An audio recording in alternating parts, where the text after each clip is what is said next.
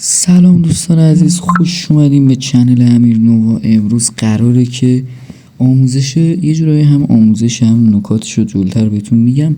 امروز قراره که سریع‌ترین روش ممکنه کامل کریستال بهتون یاد بدم که چطوری در سریع‌ترین روش ممکن کامل کریستال بازش کنین.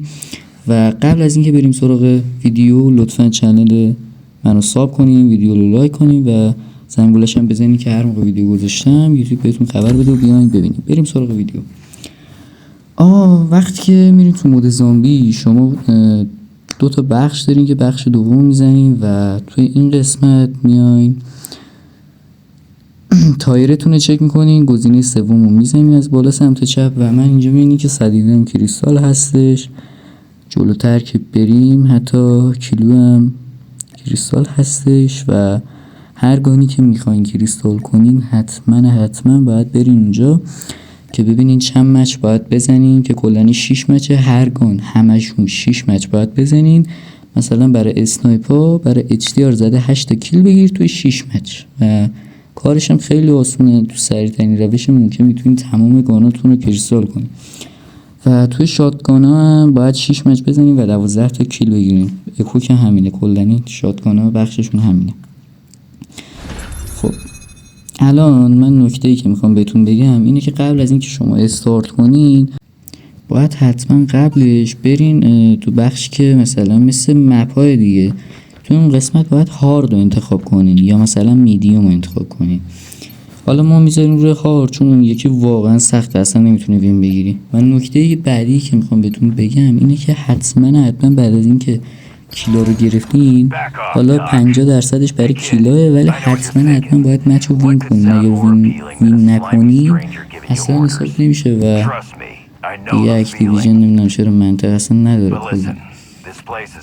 و حالا حتما بعد از اینکه هر موقع که رفتین جلوتر باید یه حالت پوینت دیگه، پوینت ها رو که گرفتین از این طریق میتونی گان دراپتون رو بکشین. و آره خلاص الان اینجا که بازی که شروع میشه برین لوتاتون رو بکنین، مثل همون بتل رویال خودمونه. میتونین برین کولت بردارین، گان بردارین و آره دیگه خلاصه بعد از اینکه لوتاتون رو کردین حالا یا مثلا بتونین ماشین بردارین برین یه جا دیگه لوت کنین یا کلا بعد همینجا دوباره تلپورت میشین و میاین اینجا و حتما اون موقع بهتون چند تا نکته خیلی مهمو بهتون میگم که باید کدوم زامبی ها رو بزنین. یعنی چند تا مدل دارین و حتی اگر خود مودش هم برین میتونین قسمت ببینین که زامبیاشون چه شکلی هن.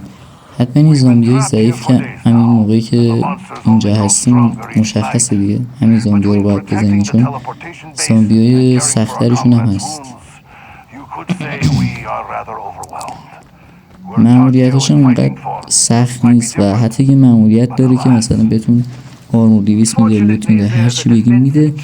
و نکته بعدی که میخوام بهتون بگم اینه که این مثلا یه مچ که میزنین توی هاردش که من همیشه هارد پلی میدم توی این برای کامل کریستال، نمیدونم 8 تا شبه یا 6 تا شبه که حتما باید وین بگیریم.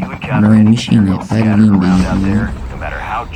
و خب همونجوری که بهتون گفتم حالا یه چاپر، یه ماشین، یه چی بردارین و برین یه جا دیگه لوت کنین چون لوت خود همون جایی که باید تلپورت بشین خیلی کمه. الان یه SMG اومد دستمون، این همین که داریم میبینین الان من تلپورت میشم یه چند ثانیه دیگه.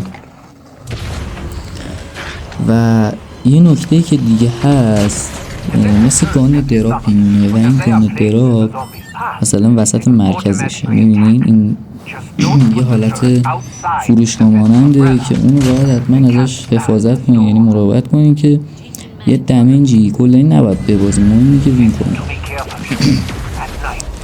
خب این از شب اوله که چون این ویدیو واقعا بالای 8 دقیقه، یعنی مثلا این ویدیویی که هم 8 دقیقه هست این بالای مثلا 18 دقیقه میشد، برای همین من کاملشو نذاشتم چون 18 دقیقه هم آپلودش مثلا نت خیلی زیادی میخوره و اینکه کارمون سخت‌تر میشه. پس همینجوری که میبینین دیگه من کردم 8 دقیقه و یعنی یه 10 هم بهش اضافه میشد و خیلی کارمون سخت‌تر میشد.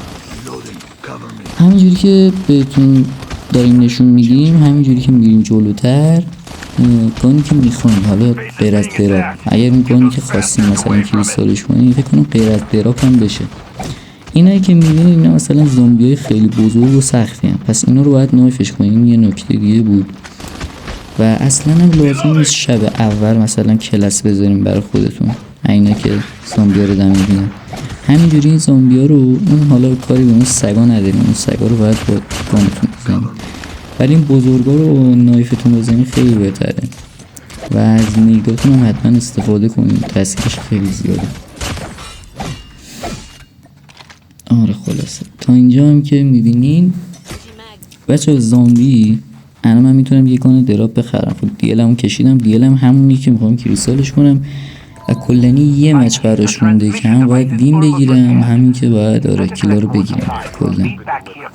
و اسنایپاش آسونه، همه چیزش آسونه، خیلی راحت وین بگیریم.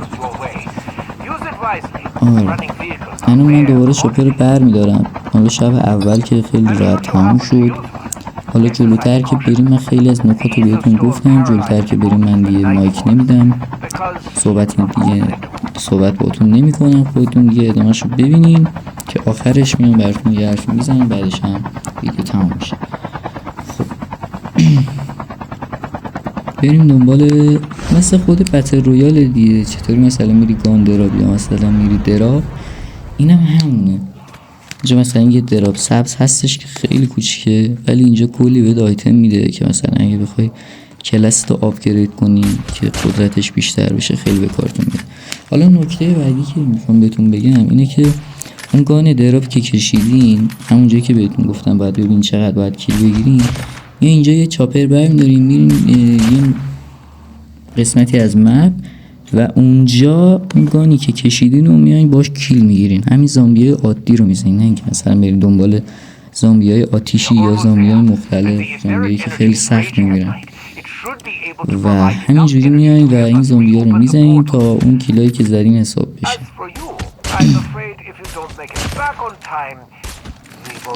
آره اینجوری که میبینید همینجوری زامبیا رو میزنین، میرین جلوتر و آره دیگه مهمش اینه که مچ رو وین کنیم.